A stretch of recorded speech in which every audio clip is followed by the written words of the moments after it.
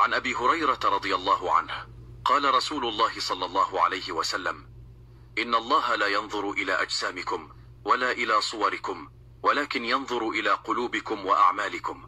السلام عليكم ورحمة الله وبركاته.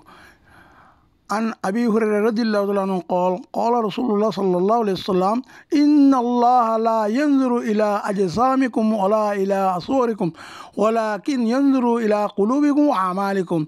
अबू रसूल ने इरशाद फरमाइए, निस्संदेह बेशक अल्लाह ताला तुम्हारे जिस्म की तरफ नहीं देखता है और तुम्हारा चेहरा की तरफ भी नहीं देखता है, लेकिन कहाँ से तुम्हारे देखता है, तुम्हारे क़ल्ब की तरफ, तुम्हारे आमाल की तरफ।